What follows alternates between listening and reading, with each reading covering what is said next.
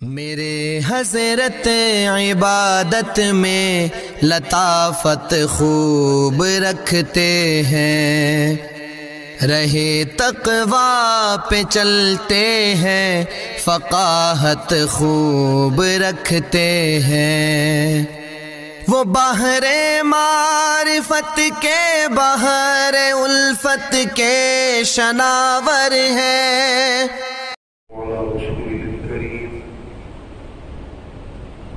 من يومنا هذا إلى يوم الدين. أما بعد فأعوذ بالله من الشيطان الرجيم. بسم الله الرحمن الرحيم. إن عدة الشهور عند الله 12 شهرا في كتاب الله يوم خلق السماوات والأرض منها 4 حرم ذلك الدين القيم فلا تظلموا فيهن أنفسكم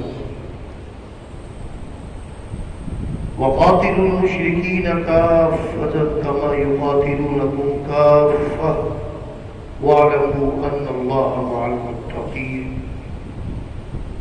وقال الله تبارك وتعالى في موضع آخر اليوم أكملت لكم دينكم وأتممت عليكم نعمتي ورضيت لكم الإسلام دينا. صدق الله مولانا العظيم. کٹا کر گردنیں دکھا گئے ہیں یہ کربلا والے، کٹا کر گردنیں دکھا گئے ہیں یہ کربلا والے، کسی بندے کے آگے جھک نہیں سکتے خدا والے۔ آج محرم الحرام کی 10 تاریخ ہے جسے عاشورہ کہتے ہیں۔ اس سے متعلق چند باتیں عرض کرنی ہیں۔ پہلی بات یہ سمجھیے، یہ جو مہینہ ہے یہ مہینہ بابرکت مہینہ ہے، محترم ہے، اور قرآن کریم نے جن 4 مہینوں کو محترم کہا یہ ان میں سے یہ نحوست والا مہینہ نہیں ہے، یہ مہینہ محترم ہے۔ جو نحوست والا سمجھتے ہیں ان کو ہم یہ بتاتے ہیں کہ نحوست ہے کیا۔ قرآن کہتا ہے ان عدت الشہور عند اللہ 12 شہرا فی کتاب اللہ یوم خلق السماوات والارض منها 4 حرم۔ اللہ نے سال کے 12 مہینے بنائے جب سے اللہ نے مخلوق کو، کائنات کو پیدا کیا۔ یوم خلق السماوات والارض، جب سے زمین و آسمان کو پیدا کیا تو اللہ نے 12 مہینے بنائے۔ منها 4 حرم، ان کے اندر 4 مہینے محترم، جو محترم مہینے ان میں محرم الحرام بھی ہے۔ یہ بات پتہ چل گئی قرآن سے، یہ بات سمجھ میں آ گئی کہ یہ مہینہ محترم ہے، نحوست والا مہینہ نہیں ہے۔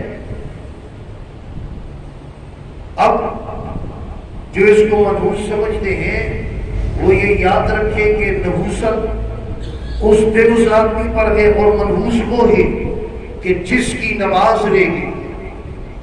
حضرت حسین رضی اللہ تعالیٰ عنہ نے نماز کے لیے موقع مانگا اور یہ بتایا کہ دیکھو تیروں کی بارش کے اندر بھی نماز نہیں چھوڑنی، نماز کا موقع نہیں دیا ان کو، لیکن ہمیں کیا سبق دے کر گئے کہ نماز یہ عام چیز ہے۔ حضرت عمر رضی اللہ تعالیٰ عنہ شہید ہوئے مصلی رسول پر، اتنی بڑی شہادت ہے۔ حضرت حسین نے وہ شہادت دیکھی ہوئی تھی۔ حضرت عمر نماز کے پوچھتے بار بار الصلاۃ الصلاۃ، سارے صحابہ نماز چھوڑ کر کوئی بھی نہیں گیا، نماز ہو رہی ہے۔ خلیفہ رسول، خلیفہ امیر المومنین جانشین صدیق اکبر وہ زخمی ہے لیکن نماز ہو رہی ہے۔ ہمیں بتا دیا کہ نماز کی کتنی اہمیت ہے۔ حضرت علی المرتضیٰ رضی اللہ تعالیٰ عنہ پر حملہ ہوا، خلیفہ رابع، اور آپ بھی نماز کے بارے میں پوچھ رہی ہیں، مسجد میں نماز ہو رہی ہے، نماز میں کوئی کمی نہیں آئی۔ دوسرے صحابی کو آگے کیا، نماز ان نے پوری کی۔ حضرت عثمان رضی اللہ تعالیٰ عنہ کی شہادت ہوئی، اور یہ ساری شہادتیں حضرت حسین رضی اللہ تعالیٰ عنہ کے سامنے تھی، انہوں نے ساری شہادتیں دیکھی تھی، اس لیے انہوں نے نماز کا وقت مانگا، لیکن نماز کا موقع انہوں نے نہیں دیا۔ بہرحال جس کی نماز فوت ہو جائے وہ سمجھے کہ میں آج محروس ہوں، لیکن یہ مہینہ، یہ محترم مہینہ۔ دوسری بات، بعض لوگ سمجھتے ہیں کہ یہ جو عاشورہ کا دن ہے اس کو فضیلت اس لیے ملی ہے کہ اس کے اندر حضرت حسین رضی اللہ تعالی عنہ مقدس ہستی ہیں، ان کی شہادت ہوئی۔ یہ بات غلط ہے، صحیح نہیں۔ حضرت حسین رضی اللہ تعالی عنہ ان کا مقام بہت بلند ہے، لیکن اگلی بات یاد رکھو، اللہ تبارک و تعالیٰ نے اس مقدس دن کے اندر ان کو شہادت دی، اللہ نے، لیکن یہ مہینہ، یہ محترم مہینہ۔ دوسری بات، بعض لوگ سمجھتے ہیں کہ یہ جو عاشورہ کا دن ہے اس کو فضیلت اس لیے ملی ہے کہ اس کے اندر حضرت حسین رضی اللہ تعالی عنہ مقدس ہستی ہیں، ان کی شہادت ہوئی۔ یہ بات غلط ہے، صحیح نہیں۔ حضرت حسین رضی اللہ تعالی عنہ ان کا مقام بہت بلند ہے، لیکن اگلی بات یاد رکھو، اللہ تبارک و تعالیٰ نے اس مقدس دن کے اندر ان کو شہادت دی، اللہ نے یہ مقدس دن ان کے لیے رکھا۔ اگر 5 دن بعد یا 5 دن پہلے ان کی شہادت ہوتی، جب بھی یہ جو عاشورہ کا دن ہے 10 محرم کا، اس کی فضیلت اسی طرح تھی۔ کیوں؟ قرآن نے کہا الیوم اکملت لکم دینکم، دین کامل اور مکمل کس پر ہوا؟ سرکار پر ہوا۔ تو سرکار دین ادھورا چھوڑ کر نہیں گئے، مکمل دین ہوا۔ تو سرکار کی دنیا سے پردہ فرمانے کے بعد تقریباً 60 سال کے بعد یہ واقعہ پیش آیا۔ تو ہم کیسے کہہ سکتے ہیں کہ بھئی اس واقعے کی وجہ سے اس دن کو فضیلت ملی؟ نہیں، فضیلت پہلے سے تھی۔ اللہ نے مقدس ہستیوں کو اس مقدس دن کے اندر یہ شہادت کا مرتبہ عطا فرمایا ہے، یہ فضیلت پہلے سے تھی۔ اور حضرت ابن عباس رضی اللہ تعالیٰ عنہ سے مروی ہے، صحیح بخاری شریف کی روایت ہے، یہ فرماتے ہیں میں نے سرکار کو عاشورہ کے دن سے زیادہ کسی اور دن میں روزہ رکھنے میں، اس دن سے زیادہ اہتمام کرتے ہوئے میں نے نہیں دیکھا۔ عاشورہ کا دن اور رمضان کا دن، رمضان کا مہینہ اور عاشورہ کا دن، تو اس دن کرنا کیا ہے؟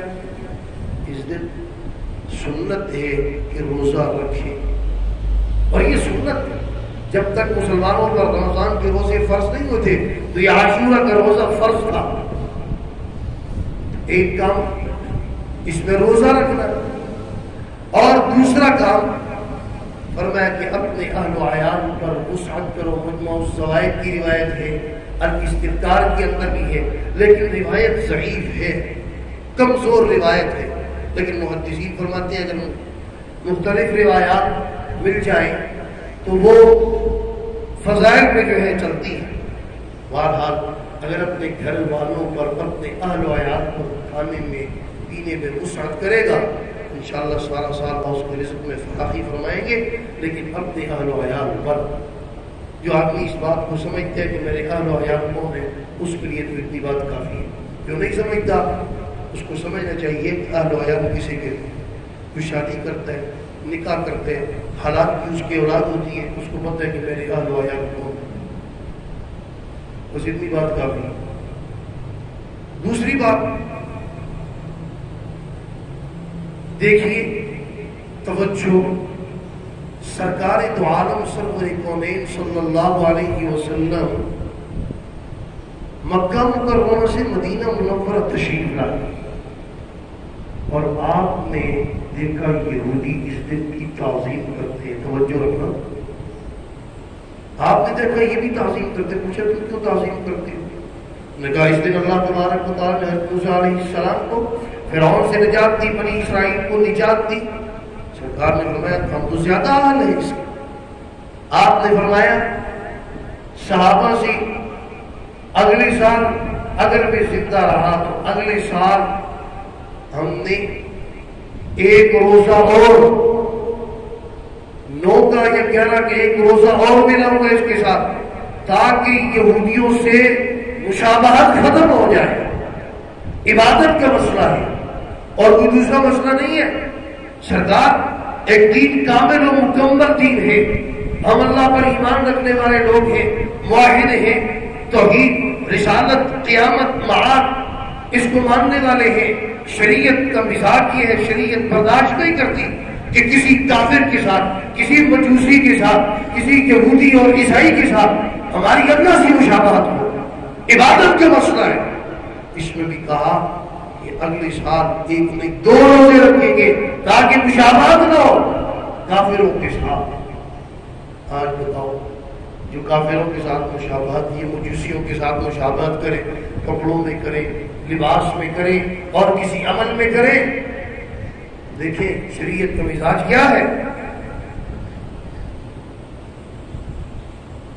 کپڑوں سے متعلق ایک روایت یاد آئی, سرکار معاملے لباس میں کرے اور کسی عمل میں کرے. دیکھیں شریعت کا مزاج کیا ہے.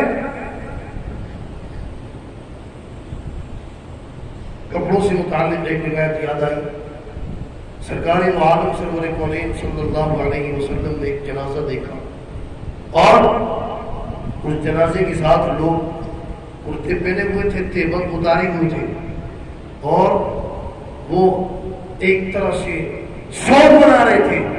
آپ کو فرمایا کہ یہ کیا زمانہ جاہلیت والا عمل کرتے ہو؟ فرمایا میرا ارادہ ہے.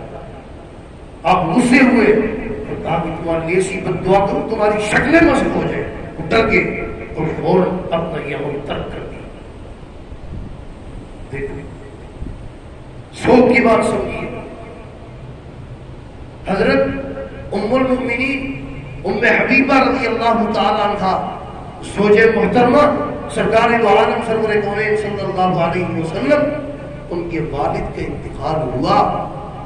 3 دن کے بعد کہا خوشبو لے کر آؤ اور خوشبو لگائی اپنے چہرے پر, اپنے کپڑوں پر اور کہا مجھے اس کی حاجت نہیں, میں کیوں لگا رہی ہوں؟ اس لیے حاجت تو مجھے نہیں, سرکار دنیا سے پردہ فرما دے, میں بوڑھی ہوں اس لیے لگا رہی ہوں تاکہ تمہیں پتہ چلے. سرکار نے فرمایا تھا کہ 100 صرف 3 دن ہے, بھائی فوت ہو جائے, بیٹا فوت ہو جائے, باپ فوت ہو جائے, سوائے شوہر کے اس کا سوگ 4 ماہ 10 دن ہے. اس کے علاوہ صرف 3 دن کے علاوہ کوئی سوگ نہیں. آپ ذرا شریعت کا مزاج تو دیکھیے. کیا ہم یہ تصور کر سکتے ہیں اس مقدس کہلانے سے متعلق کہ انہوں نے کپڑے پھاڑے ہوں گے, انہوں نے سر پر مٹی ڈالی ہوگی, وہاں پیدا کیا ہوگا؟ یہ تصور بھی نہیں کر سکتے. اور صحابیات کو دیکھو, اہل بیت بہت اونچا مقام ہے. صحابیات جو اپنے شوہروں کو, اپنے بیٹوں کو جہاد میں بھیجنے کے لیے اور اپنے چھوٹے چھوٹے بچوں کو ابھارتی, ترغیب دیتی. یہاں تک ایک واقعہ لکھا کہ صحابیہ تھی, ان کے پاس کچھ نہیں تھے, شیرخوار بچہ لے کر آئی, رو رہی تھی. سرکار کی خدمت میں پیش کر میں ہم اس کا کیا کریں؟ تو میں کسی مجاہد کے پاس ڈھال نہیں ہوگی, اس کی ڈھال بنا لیں.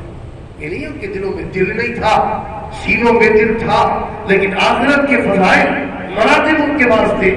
سید الشہداء حضرت حسین رضی اللہ تعالیٰ شہید اور ان شہیدوں کے سردار حضرت حمزہ رضی اللہ تعالیٰ عنہ, انہیں جنگ احد کے اندر کیسے شہید کیا گیا؟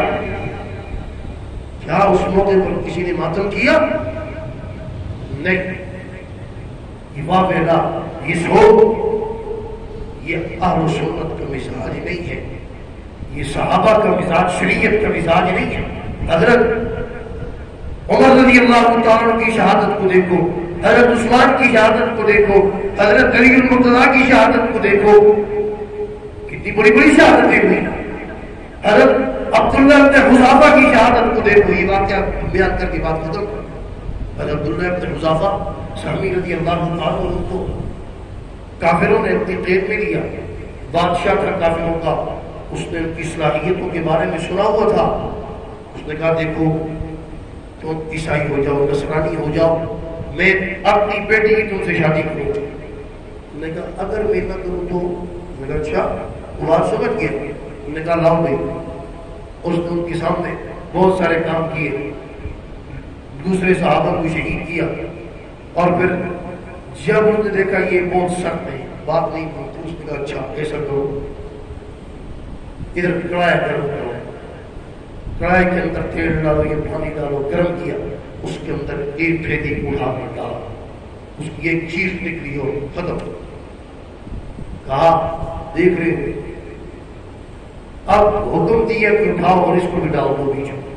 جب ان کو لے کے جانے لگے تو وہ جب قریب پہنچے تو آنکھوں سے آنسو بہہ پڑے۔ سپاہیوں نے بتایا، وہ سمجھ گیا کہ بات اب بن گئی ہے، دل نرم ہو گیا، ڈر گئی۔